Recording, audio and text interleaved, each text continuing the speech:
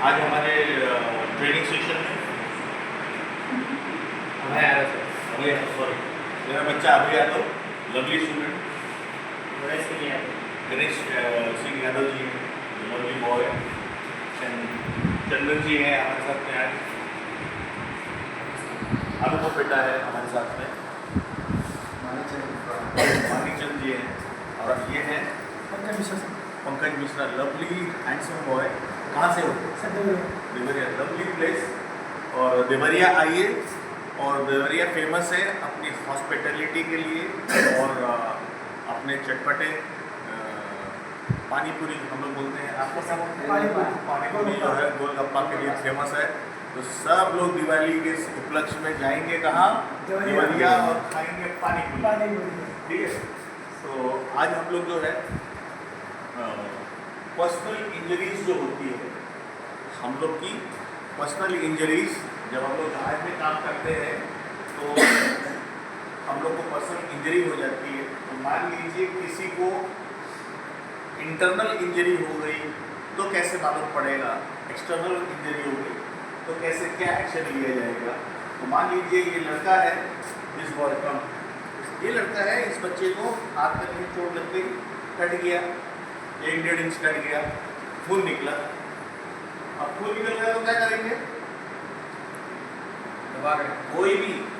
कोई भी साफ कपड़े से उस पर रख के पट्टी बांध दिया जाएगा, या फिर इस बच्चे को अगर नहीं भी पट्टी कोई कपड़ा मिल रहा है तो हम उसको हाथ से क्रश करके थोड़ा उसके सर से एलिवेट करने के ऊपर की तरफ, जैसे कि ऐसे दिखाया गया है कि उसकी ब्लीडिंग जो है कम हो, ब्लीडिंग जो है कम हो। हाँ, अगर पैर में भी लग गया और पैर से खून निकल रहा है, उसको लेटा दो और उसके पैर को एलिवेट कर दो। एलिवेट कर दो मतलब ऊपर की तरफ कर दो।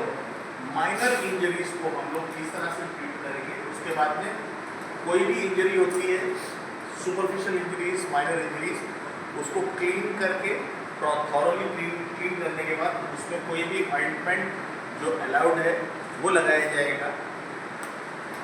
और अगर सूचर की जरूरत पड़ी, सूचर मतलब होता है जिसको हम लोग बोलते हैं टाका लगाना, तो अगर सूचर की जरूरत पड़ेगी तो हम उसको सूचर भी लगाएंगे, और उस पार्ट का ज़्यादा मूवमेंट नहीं करेंगे जिससे कि सूचर स्किन फिर से अलग हो जाए, फट जाए और ब्लीडिंग होगा। अब दूसरा आता है, एक ये वाली हो गई माइनर इंजरी, उसके बाद में आ जाती है सीरियस इंजरी। कौन सी? सीरियस इंजरी, जिसके अंदर जो बोन्स हैं, जो हमारे शरीर के अंदर बोन्स है या कोई इंटरनल ऑर्गन है, वो डैमेज हो जाता है। किसी हाइट से गिरने में कोई चीज़ आके लग गई, हम किसी चीज़ में गिर गए जो शार्प थी या ब्लंट थी या नुकीली थी, आगे नुकीली थी, तो हम उस समय क्या करेंगे, देखेंगे कि उसका कोई भी पार्ट है, मान लीजिए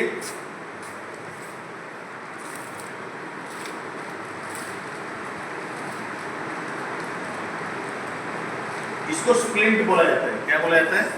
स्प्लिंट। यहाँ पर फोम होता है और यहाँ पर ये हार्ड होता है यहाँ पर। तो फोम वाला जो पार्ट है, ये फोम वाला पार्ट है, मान लीजिए इनके यहाँ पर इंजरी हुई है, ये वाला हाथ, तो हम इसको क्या करेंगे, इनके हाथ पे ऐसे रख के, ये बेंड होगा, ये ठीक है, ये बेंड हो जाएगा, इस शेप पे रख लिया इनका हाथ ऐसे करके, और उसके बाद छोटा वाला स्प्लिंट, एक और है इससे भी छोटा है, तो वो उसके ऊपर रखा जाएगा। Thank you. तो ये जो फोम वाला पार्ट है, इस फोम वाले पार्ट को ऊपर रखेंगे ऐसे, फिर इसको हम लोग बैंडेज से बांधेंगे जिससे कि ये हिले ना, और फिर इसको गले में स्लिंग डाल के बस लटका देंगे जिससे कि, और फिर कैजुअलिटी को, जो भी इंजर्ड पर्सन है, हम लोग उसको लेके सेफली एक्सरे के लिए लेके जाएंगे, या फिर उनको हेलीकॉप्टर द्वारा रेस्क्यू करके हम हॉस्पिटल में पहुंचेंगे, जहां पर उनके हाथ का एक्सरे होगा और पता चलेगा कौन सी बोन जो है सी बोन में ऐसा हम लोग क्लिप्स लगा के जो बोन्स हल्की सी हेयर लाइन क्रैक होता है या टूटती है, मल्टीपल फ्रैक्चर नहीं होता है, सिंपल फ्रैक्चर होता है, तो उसको तो लगा ऐसे रहने देते हैं और उसके ऊपर प्लास्टर कर देते हैं। लेकिन जहाँ पर बोन में मल्टीपल फ्रैक्चर होता है वहाँ पर हमें जो क्लैम्प्स लगाने पड़ते हैं। क्लैम्प्स मतलब स्टील का नीचे और ऊपर क्लैम्प और उससे स्क्रू से हम लोग टाइट करके उसको रिपेयर कर देते हैं। और वैसा तब तक रहेगा जब तक वो बोन पूरी हील नहीं हो जाती है। इस सारे कार्य के दौरान और इंजरी के समय पेमेंट आपको मिलता रहेगा। क्या मिलता रहेगा? पेमेंट जितना भी बनता है आपका वो पूरा मिलेगा, तो उसको पेमेंट में कमी नहीं होगी। और दूसरी बात है, जो भी खर्चा आपका एक्स्ट्रा हुआ है दवाइयों का, इसका, वो सब आपको वो भी गवर्नमेंट आपकी जो शिपिंग कंपनी है वो देती रहेगी। अब आते हैं हम लोग इंटरनल ऑर्गन्स। जब हमारे इंटरनल ऑर्गन्स हैं उसमें दिक्कत आ जाती है और वो परमानेंट इंजरी या परमानेंट डिसीज कोई हो जाती है, जहाज में रहते हुए उस समय पूरा का पूरा पूरी जिंदगी का कंपनसेशन परसेंटेज काउंट किया जाता है। हमारा क्या काउंट कर दिया जाता है? परसेंटेज की डिसेबिलिटी कितनी हुई है, 70% के 80%, उसके हिसाब से आपको 2 करोड़ 5 करोड़ 10 करोड़ जितना भी है आपका बन रहा है उतना पैसा आपको कंपनसेट कंपनी करेगी। और कंपनी अपनी पॉकेट से नहीं देती है, बेसिकली कंपनी कहाँ से देती है? कंपनी जो है आपका इंश्योरेंस करवाती है, ग्रुप इंश्योरेंस। उस इंश्योरेंस में ये सभी क्लॉज होते हैं। इसमें सबसे बड़ा क्लॉज ये होता है, क्या इस क्रू ने पीपीई पहना था कि नहीं। अगर उसने पीपीई नहीं पहना था तो उसको कंपनसेशन मिलने में दिक्कत होती है। तो आप सबसे पहले कंपनी से बोलेंगे, कंपनी अगर बोलती है नहीं हो पा रहा है, तब आप इंटरनेशनल कोर्ट में जाके, हम कोर्ट में जाएंगे, इंटरनेशनल कोर्ट में कंपनी के अगेंस्ट में हम केस करेंगे। जज साहब जो है वो सब चीज को कैलकुलेट करके कंपनी से आपको वो सामान जो कंपनसेशन है वो आपको पूरा का पूरा दिलवाएंगे। ठीक है, तो इस बात की चिंता नहीं करेंगे कभी भी आप कि वो हमें दे रहा है कि नहीं। अगर वो कंपनी नहीं दे रही है, इंश्योरेंस कंपनी अगर हमें हमारा कंपनसेशन डिसेबिलिटी या इंजरी कंपनसेशन नहीं दे रहा है, तो हमें कोर्ट के द्वारा हमें उसे लेना चाहिए। हर सीमैन को और हर अपने स्टूडेंट्स को मैं यही बताता हूँ, डरने की बात नहीं है। और फॉरेन में जो जितने भी जुडिशरी सिस्टम है वो बहुत बढ़िया है और वो आपके फेवर में ही काम करता है। ये देखिए हमारे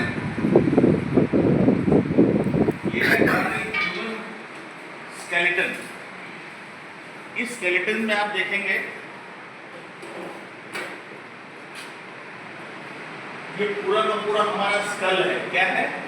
स्कल है। आगे वाले को क्रेनियम बोलते हैं। आई सॉकेट, ये क्या है? आई सॉकेट, नेजल बोन। ठीक है, उसके बाद में आपका रिब केज और इसी के अंदर बेसिकली आपके जितने भी जो महत्वपूर्ण अंग है हमारे शरीर के, जिसको हम लोग बोलते हैं वाइटल ऑर्गन्स, वो इसी के अंदर है। इसी की जब तक ये काम करेंगे हम जीवित रहेंगे। अगर इनमें से किसी ने भी काम करना बंद कर दिया वाइटल ऑर्गन्स ने, तो हम लोग जो है पास आउट हो जाएंगे इस दुनिया से। ये वाला है सर्वाइकल, ये जो पीछे जो दिख रहा है सर्वाइकल, इसके पीछे दिख रही है आपकी हमारी रीढ़ की हड्डी। क्या दिखाई दे रही है? ये जो है ये है हमारा सब नेक, सर्वाइकल इसको बोला जाता है। ये हमारी वर्टिब्रेट है। ठीक है, इन सब के टेक्निकल नाम है इन दोनों के बीच के अंदर सॉफ्ट टिश्यू डिस्क्स होती हैं। क्या होती हैं? Soft tissue discs. और इसी के अंदर से हमारे जो न्यूरोलॉजिकल सिग्नल है हमारी ब्रेन से जो न्यूरोलॉजिकल सिग्नल्स हैं कि हमारे कौन से हाथ उठाना है, कुछ बोलना है, कुछ भी काम शरीर से करवाना है, वो यहाँ से सिग्नल जाता है आपकी बॉडी में। इसके बाद ये जो है इसका जो जॉइंट है इसको बोलते हैं स्टर्नम। तो जब भी कोई भी आपके सामने किसी को हार्ट अटैक हो जाता है, और बहुत हम लोग के शिप में लोगों को होता है, तो हम लोग का सीधा काम है उसकी स्टर्नम के ऊपर, इस जगह के ऊपर दोनों हाथ रख के, जैसा हमने बताया था, उसको CPR देना होता है। क्या देना होता है? CPR 30 टाइम्स, 30 बार 2 से लेके 2.5 इंच इसको हम प्रेस करेंगे। इसके बिल्कुल नीचे यहाँ पर हार्ट होता है, इस जगह पे हार्ट है, इसको सीधा प्रेस करेंगे, हार्ट के ऊपर जाएगा। Basically we are trying to restart, got it. And उसके बाद में इसका फेस ऊपर करके,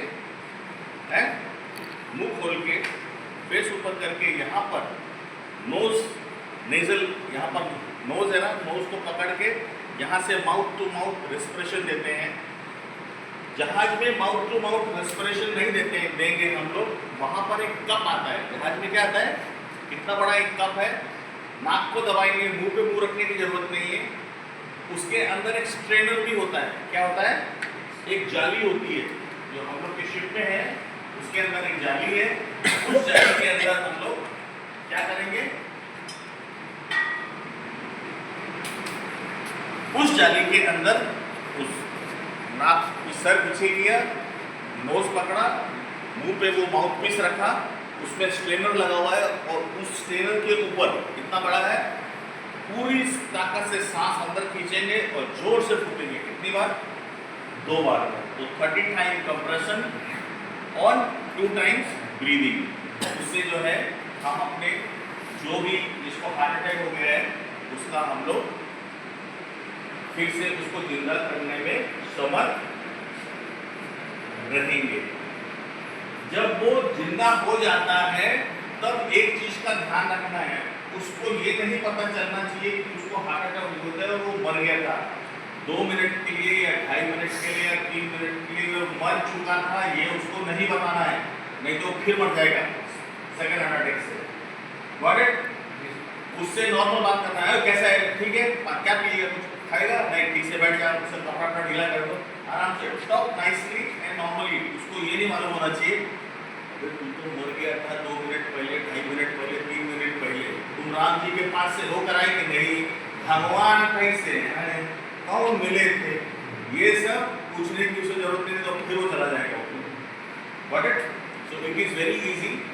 और पैनिक नहीं करेंगे आप, क्योंकि आप अपना बेस्ट तब दे पाएंगे, आपकी ट्रेनिंग, एक्सपीरियंस एंड एक्सपर्टीज जो है उसका ऑप्टिमम यूज, मैक्सिमम यूज आप तब कर पाएंगे, तब डिलीवर कर पाएंगे जब आप काम एंड कंपोज हो। काम एंड कंपोज मतलब हम अपने विचलित नहीं होंगे उस चीज से, जो भी चीज घटित हो गई है। अब मान लीजिए किसी को सम पीपल, कोई भी हमारा क्रू कहीं काम कर रहा है और वो केमिकल फ्यूम्स, हम लोग जहाज में केमिकल लेके जाएंगे और उस केमिकल फ्यूम्स मतलब उसकी तो वेपर्स, उसके वेपर उसने इनहेल कर लिए, उससे वो बेहोश हो गया। हमने उसको इस ट्राइपॉड से उसको रेस्क्यू किया। क्या किया? उसको रेस्क्यू करके ऊपर लाए। ऊपर लाने के बाद ये है ट्राइपॉड, इसकी जो लेंथ है हम लोग एडजस्ट कर सकते हैं इस लॉकिंग व्हील के इन एंड आउट करके। एट द सेम टाइम ये जो स्ट्रक्चर है very affordable and easy simple structure, इसको बोलते हैं नील रॉबर्टसन स्ट्रक्चर। इससे हम उसको ऊपर लेकर आएंगे। ऊपर लाने के बाद अब उसके लंग्स के अंदर क्या भरा हुआ है? हमारे जो केमिकल का फ्यूज भरा हुआ है, अब उसको मैं कैसे निकालूंगा? आप बताइए, किसी के भरा हुआ लंग्स में तो क्या डाल के निकलेंगे उसके अंदर? हम उसके अंदर जब शुद्ध हवा डालेंगे ऑक्सीजन, तब उसके अंदर जो भी गैस है वो बाहर आएगी। तो हमें क्या डालना है उसके सिस्टम के अंदर? शुद्ध ऑक्सीजन। तो शुद्ध ऑक्सीजन डालने के लिए जब भी कोई डेंजरस एरिया में हम लोग ऑपरेशन करेंगे, डेंजरस एरिया में जब ऑपरेशन करेंगे तो उस समय एक तो हमारे पास वो ट्राइपॉड होना चाहिए। क्या होना चाहिए? वो ट्राइपॉड होना चाहिए, और दूसरा ये होना चाहिए ऑक्सीजन की बोतल, जो कि इसका पार्ट है। यहाँ से लेके यहाँ तक ये सिर्फ नॉर्मल ऑक्सीजन सिलेंडर है। जो ऊपर का अटैचमेंट है ये उसका रेगुलेटर है, और ये फ्लाई नट है जिससे हम लोग इसको चेंज करेंगे। इसको चेंज करेंगे। तो इसका पार्ट जो है very simple, a pure oxygen cylinder head. क्या है? इसका ऊपर का इस सिलेंडर का हेड है। हेड के अंदर एक तो इसका ऑपरेटिंग वाल्व है जिससे ये हवा खोलेंगे हम, ठीक है, नॉर्मल है। ये वाले जो वाल्व है वो टू रिलीज, टू इसके अंदर जो भी ऑक्सीजन है उसको रिलीज करने के लिए ये वाला। और ये जो है, ये दो जो छेद दिख रहे हैं, ये वाला और ये वाला छेद, ये है इस रेगुलेटर के जो ये दो छेद है, इन दोनों, ये दोनों जो ये है, ये इसके अंदर हमें कोइंसाइड करके डालना है। यहाँ पर रबर की सील लगी हुई है, कहाँ? और यहाँ पर भी रबर की सील लगी है। इसके अंदर कोइंसाइड करेंगे तो जब भी हम वहाँ से एयर ऑक्सीजन प्रेशर खोलेंगे, लगाने का सिंपल मेथड। और ये हमारे पास सिलेंडर बहुत सारे होंगे, ठीक है। ये बटरफ्लाई नट से इसको टाइट कर दिया।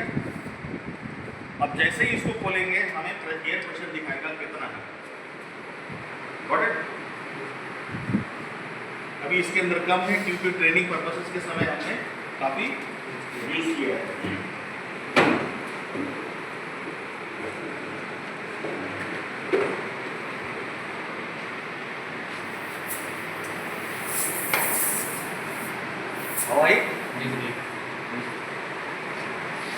हमारी इस पाइप में हवा आएगी। जैसे इस पाइप में हवा आती है, ये जो फुट पैडल है, इसको क्या बोलेंगे? Foot pedal. ये जो फुट पैडल से कनेक्टेड होगा, इसको इसमें डालिए। फुट पैडल सिलेंडर की हवा रेगुलेटर जितनी दे रहा है,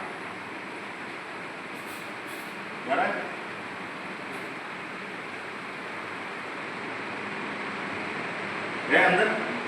चलो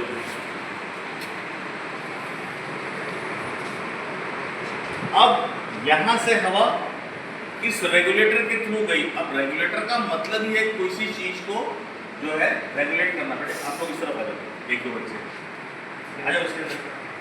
गुड बॉय, कम जो कम बैठे, कम डालो। सो रेगुलेटर का काम क्या होता है? किसी भी चीज को रेगुलेट करना। अब रेगुलेट क्या कर रहा है? ये लड़का, तेरी एज कितनी है? तुम्हारी कितनी है? 24। सो ये 21 का बॉय है, ये 24 का बच्चा है। तुम्हारा वेट कितना है? 70 kg। Yours 62। Now 21, 24, 70 and 62 kg. Now here what we have to understand, there is a chart. दोनों लड़के हैं, तो इन लोग पहले मैं चार्ट में क्या देखूंगा? मेल है, दोनों मेल हैं। ये 21 का है, ये 24 का है, ये 70 kg का है, ये 65 kg का है। 70 65 किलो, 21 साल का बच्चा, 24 साल का बच्चा। इन दोनों को जो मैं हवा दूंगा, वो हवा इनके एज, जेंडर एंड हाइट। तुम्हारा हाइट कितना है? क्या हाइट? यस, खड़ा हो मेरे बगल में है, बराबर है? नहीं, वो जूतवा पहना है, वो मोटका जूता पहना है, ठीक है, ये हमसे लंबा है, ठीक। So I am also 5'7", so he is 5'7" and you 169, so he is 5'8", so he is 5'8", 5'7". उस चार्ट में हम देखेंगे कि ये वाला जो है, ये देखिए, ये नॉब जो है ये उस पे होना चाहिए, कितने नंबर पे होना चाहिए। अगर मेरे पास एक लड़की होती, अगर मान लो इस बच्चे की जगह एक लड़की होती, तो मेरे को देखना पड़ता, उसको चार्ट में देखना पड़ता, 21 साल का लड़का, 24 साल की लड़की, इतना उम्र, इतनी हाइट, तो मैं उसके हिसाब से रेगुलेटर में सेट करता कितनी हवा देनी है फीमेल को। Age, weight, height and gender, ये 4 चीज़ों के हिसाब से हम ये रेगुलेटर को सेट करेंगे कि कितनी इनको हवा देनी है, और ये कनेक्ट हुआ इससे, वहां से आउटपुट आएगा। अब from cylinder to the regulator, from regulator to the foot pedal output यहां पर आएगा। अब वो यहां पर कैसे आएगा? जब मैं इसको दबाऊंगा, जब मैं इसको दबाऊंगा तब यहां से यहां पर हवा आएगी, तब तक हवा नहीं आएगी जब तक मैंने इसको ये फुट पैडल को दबाया नहीं है। So I have to press this foot pedal in order to receive the oxygen, pure oxygen from there to the hood. इसमें इसको एम्बू बैग बोलते हैं। क्या है एम्बू बैग? ये यहाँ पर एक नॉन रिटर्न वाल्व है, ठीक है, जो कि हवा बाहर नहीं जाने देता। इस लाल वाले पे ध्यान देना, जब हम प्रेस करेंगे तो ये ऊपर हो जाएगा, ऊपर हुआ, नीचे करेंगे, जब नीचे करते हैं तो ये यहाँ की हवा लेके इसमें भेजता है, जब इसको प्रेस करते हैं तो ये यहाँ की हवा को यहाँ से माउथ पीस में भेजता है, ठीक है। अब हम इसको इसमें लगा के, आप अपने माउथ पीस में लगा लो बेटे, माउथ पे लगा लो, अब मैं हवा दे रहा हूँ, हवाई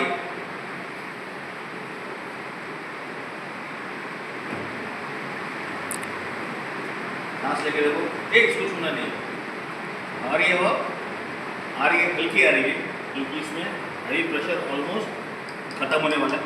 सो this is the way we do. और जब तक मान लो सिलेंडर का ये खत्म हो गया है, दूसरा सिलेंडर लाके चेंज करने में टाइम लगेगा, फिर इस प्लग को लगा देंगे, इसको क्या बोलते हैं? प्लग। इस प्लग को लगाया, अब फिर से पकड़ो, हाँ आई। दैट मीन्स इस बच्चे को जब मैं दबाऊंगा, लेकिन इसको ऐसे नहीं दबाना है, उसको टायर नहीं, इसमें हवा भर रहे हैं। We are trying to inflate his lungs to the maximum limit. At the same time, we want this to happen on a very methodical way.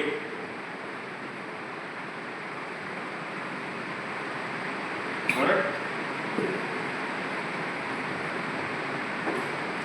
Now there are, इसमें और भी अटैचमेंट्स हैं, स्पेयर अटैचमेंट्स होते हैं इसके अंदर हमारे पास में, जिसको हम लोग यूज करते हैं फॉर अदर पर्पसेस, ठीक है। That as per the casualty, जो हमारी कैजुअलिटी है उसको किस प्रकार का फर्स्ट एड में कौन सा कॉम्प्लिकेशन है होश में लाने के बाद जो भी है। अब ये वाला था, इसकी नाक से सांस के द्वारा इसके रेस्पिरेटरी सिस्टम में केमिकल गया है। क्या गया है? किसी ने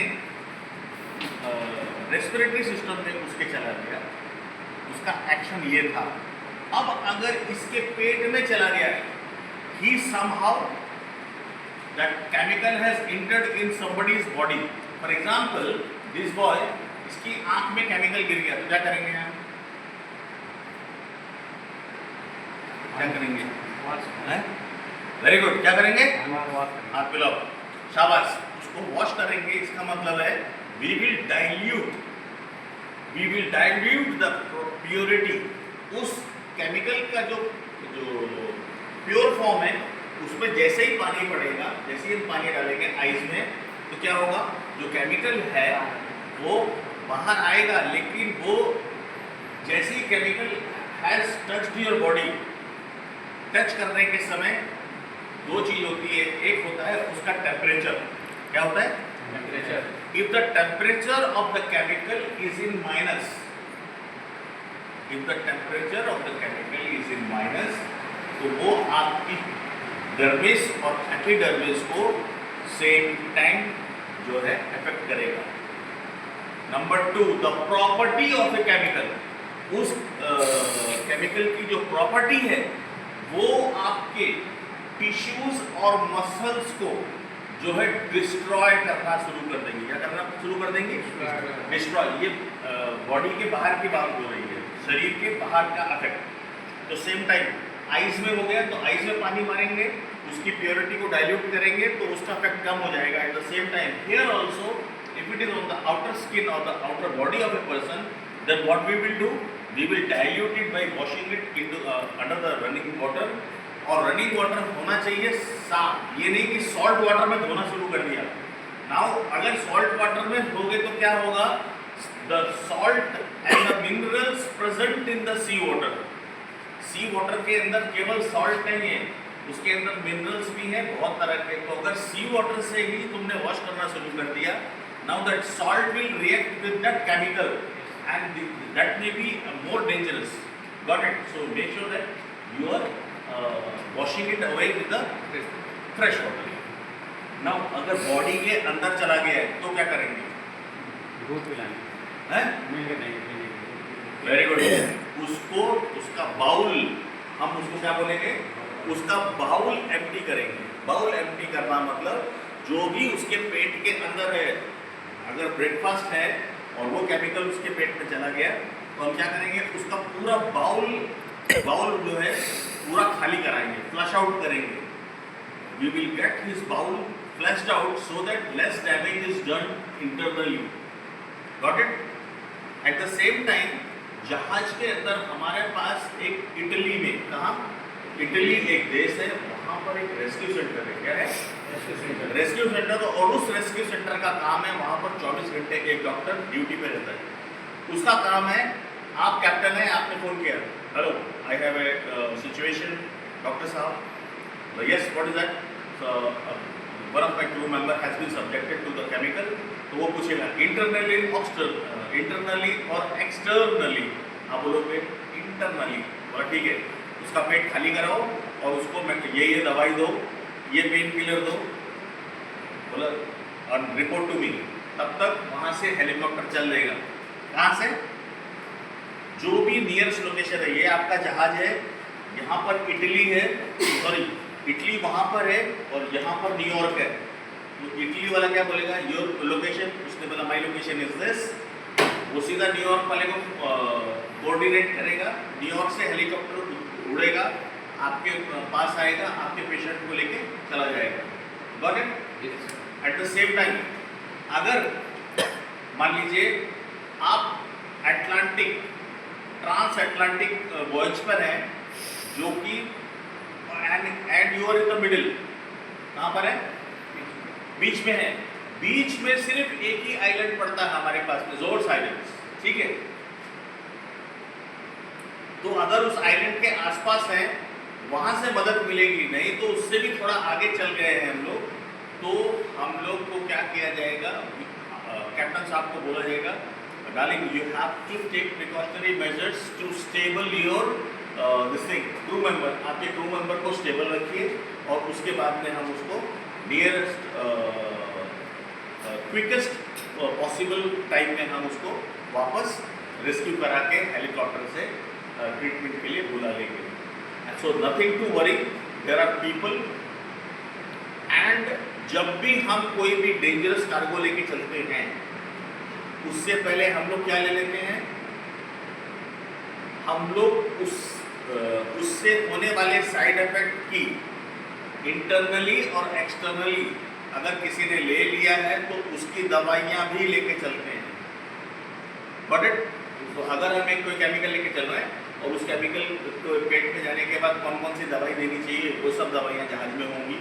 हमारे शिप में एक आपके लिए मेडिकल सेंटर होगा, डेसिग्नेटेड मेडिकल सेंटर, वहाँ पर पेशेंट को रखा जाएगा और उसको स्टेबल करके हैप्पीली वो काम हम नहीं करेगा and we will make him alright and we will decontaminate him at the same time. जब वो स्टेबल हो गया, सब कुछ हो गया, तो उससे प्यारी प्यारी बात करके ये देखेंगे इसके न्यूरोलॉजिकल सिस्टम में, इस बच्चे के दिमाग में जो इसकी ब्रेन है, क्या ये अभी भी वैसे ही फंक्शन कर रही है जैसा ये पहले करती थी, कि इसकी मेमोरी ठीक होना चाहिए, short term long term memory and reasoning. Reasoning मतलब जैसे कि आप एप्पल एंड पाइनएप्पल दोनों को काट के एक बाउल में खा सकते हो कि नहीं? खा सकते हो ना, कोई प्रॉब्लम नहीं है, क्योंकि पाइनएप्पल और एप्पल दोनों सेम क्लास ऑफ फूड है। थोड़े स्वीट है, थोड़े सिट्रस है, थोड़े खट्टे हैं, थोड़े मीठे होंगे, तो हम इन दोनों को खा सकते हैं। लेकिन अगर मैं बोलूँ आप एप्पल और गुआवा खाओ या कस्टर्ड के साथ में एप्पल खाओ या मिल्क में डाल के एप्पल खाओ, तो आप खाओगे नहीं? Got it? तो इसका मतलब क्या है, जो रीजनिंग होना चाहिए, तो what goes well with which product. अगर मिल्क है और आपके सीरियल्स है, सीरियल्स मतलब जो मक्का का नहीं होता है, जो हम लोग सीरियल्स खाते हैं, what is call it, cornflakes वगैरह है ना, मिल्क में डाल के खाते हैं। तो उस तरह की चीजें जो दूध में डाल के खाने वाली है, तो उसको बोलेगा इसमें मैगी डाल के दूं क्या, तो अगला आदमी क्या बोले, पागल है क्या, दूध के साथ कौन खाता है मैगी? उसी को क्या बोलते हैं, कॉर्नफ्लेक्स के साथ में खाते हैं, या उसके चॉकोस क्या बोलते हैं, किलॉग्स चॉकोस, या उस प्रोडक्ट के उस तरह से खाते हैं, not with that. So reasoning, memory, उसके भी हम सवाल पूछेंगे और उसको एस्टिमेट करेंगे कि how is he responding. Got it? Thank you, thank you very much. आप लोग जो है इसी तरह से हमारे चैनल को देखिए, और आप लोग का बहुत बहुत धन्यवाद है कि लाइक और सब्सक्राइब करें, धन्यवाद है। और बच्चों को पार्टिसिपेट करना चाहिए नॉलेजेबल थिंग्स के लिए। Good luck to everybody, happy Diwali and happy Chhath to everybody. खूब छठ मनाइए, खूब फल फूल खाइए, क्या बोलते हैं, मिठाई खाइए, ठीक है? आप लोग भी हैप्पी दिवाली बोल दीजिए। हैप्पी दिवाली। और छठ का नहीं बोलोगे, हैप्पी छठ पूजा, हैप्पी छठ पूजा सब लोग।